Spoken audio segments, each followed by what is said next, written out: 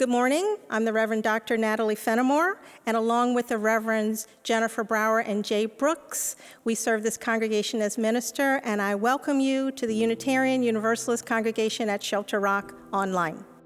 I hope that you are all well and safe and feel our love and compassion generating from this room out to you, wherever you are. We are trying something different. We'll be offering you music, stories, and reflections, which we hope will carry you through this time when we are not physically together here in our worship room. But know that our hearts are still connected. And as we light our chalice and begin our worship time together, I offer these words for our chalice lighting from Albert Schweitzer. At times, our own light goes out and is rekindled by a spark from another person. Each of us has cause to think with deep gratitude of those who have lighted the flame within us. I offer two reflections on our worship theme for the month, wisdom. This is The Road Not Taken, a poem by Robert Frost. Two roads diverged in a yellow wood, and sorry I could not travel both and be one traveler. Long I stood and looked down one as far as I could to where it bent in the undergrowth. Then took the other, as just as fair and having perhaps the better claim because it was grassy and wanted wear, though as for that passing there, had warned them really about the same. And both that morning equally lay in leaves no step had trodden black, or, oh, I kept the first one for another day, not knowing how way leads to way. I doubted I should ever come back. I shall be telling this with a sigh somewhere, ages and ages hence. Two roads diverged in a wood, and I took the one less traveled by, and that has made all the difference.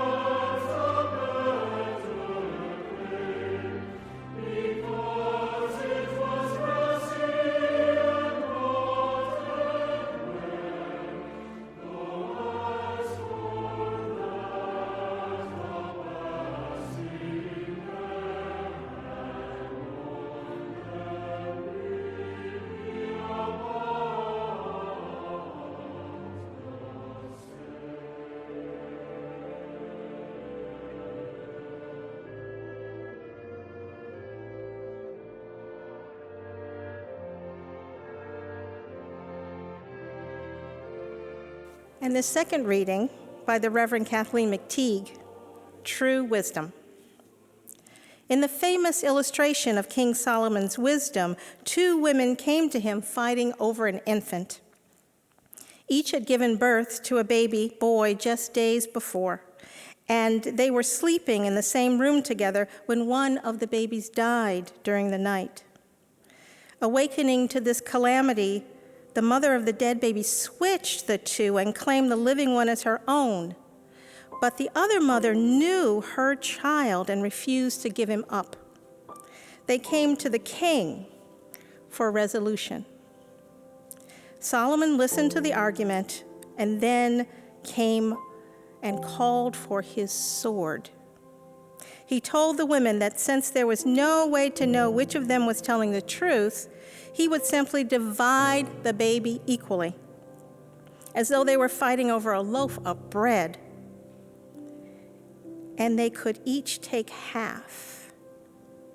One of the women agreed, but the other cried out, "No, no, give her the baby, don't kill him." Solomon, of course, gave the baby to that woman, the one who preferred to lose the fight and the baby rather than see him killed. The story ends with these words: all Israel stood in awe of the king because they perceived that the wisdom of God was in him. I was a little kid the first time I heard this hair-raising story, and unlike all of Israel, I didn't stand in awe of the king, but in terror of what might have happened. What if the real mother hadn't spoken soon enough or had said the wrong thing? Would the king have gone through with it just to make his point? I imagine the tiny baby with a cold sword poised over him. And it all seemed terribly unfair and cruel.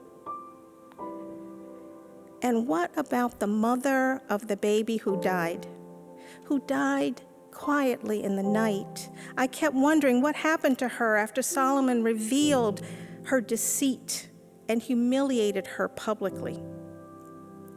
Clearly, I had an overactive imagination as a child, but all my questions really added up to this. What good is a clever solution that comes without kindness?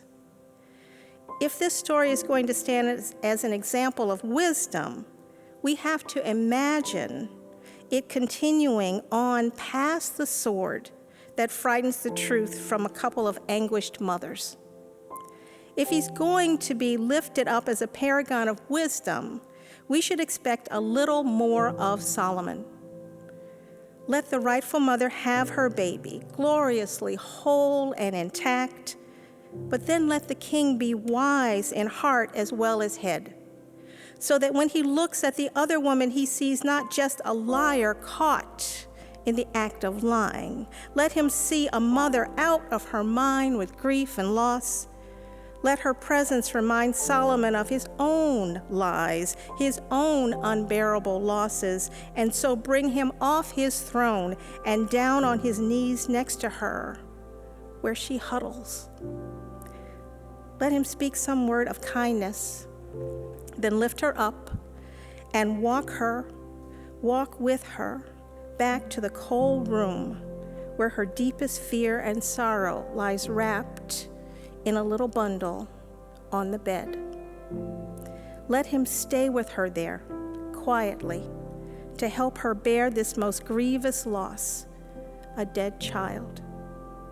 If it's wisdom we're after, we must remember that the truest wisdom comes laced through with compassion as we come to know how alike we are, each of us doing our best to find the path ahead and to keep on walking with our fragile, broken hearts.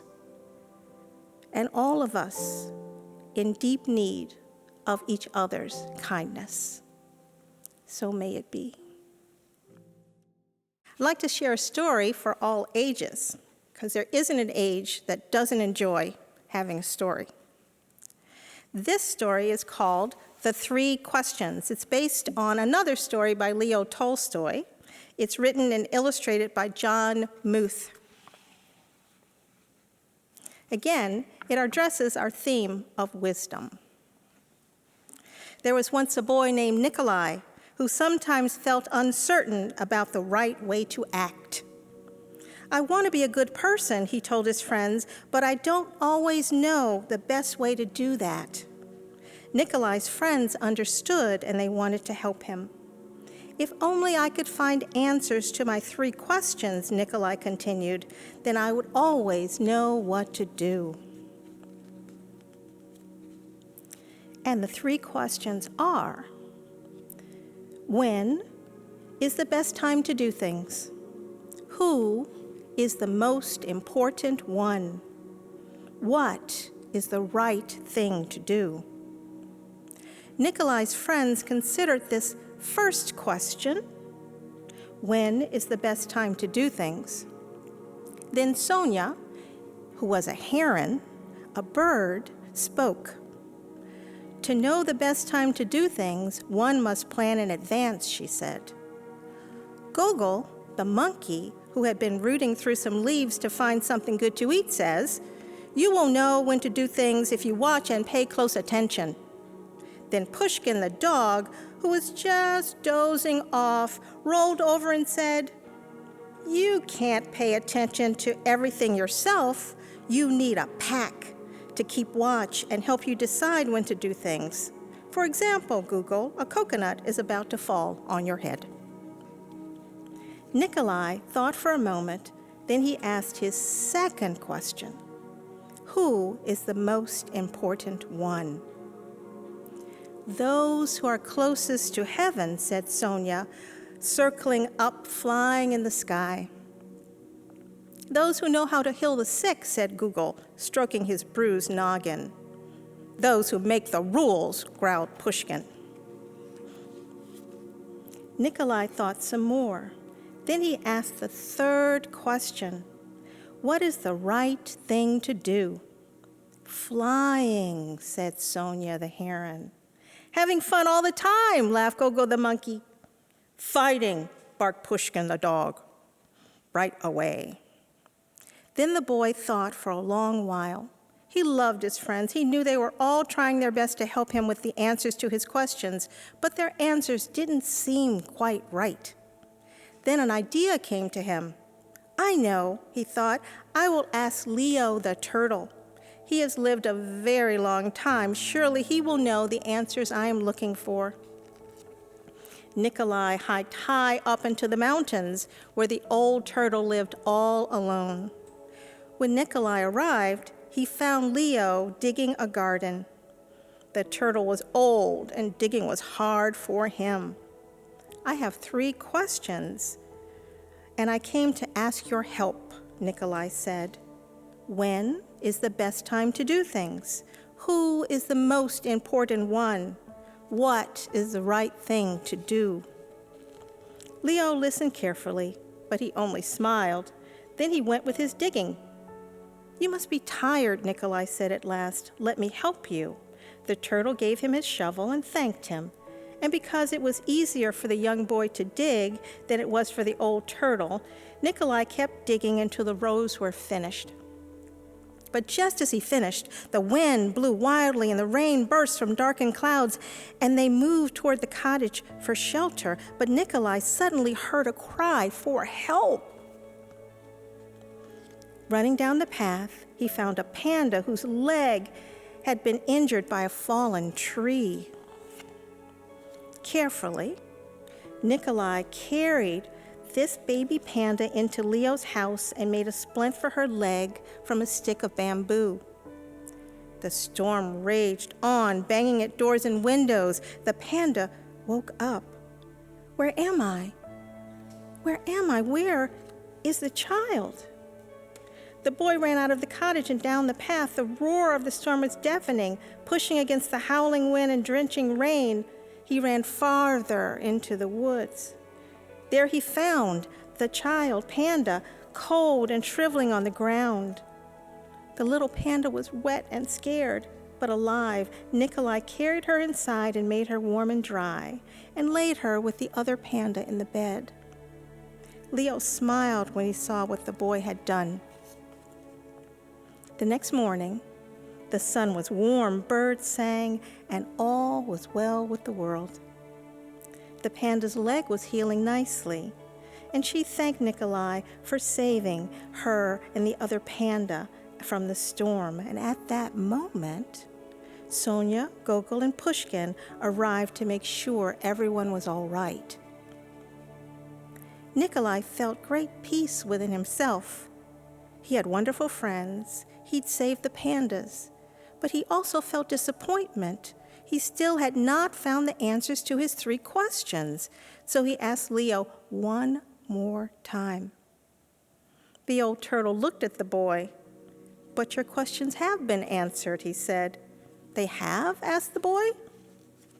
"Yesterday, if you had not stayed to help me dig my garden, you wouldn't have heard the panda's cries for help in the storm. Therefore, the most important time was the time you spent digging the garden. The most important one was the moment when you were with me. The most important thing to do was to help me in the garden."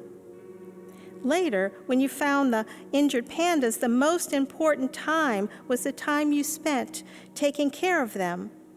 The most important ones were the pandas, and the most important thing to do was to care for them and make them safe. Remember then that there is only one important time, and that is now. The most important one is always the one you are with. And the most important thing to do is to do good for the one who is standing at your side. For these, my dear boy, are the answers to what is most important in the world. This is why we are here.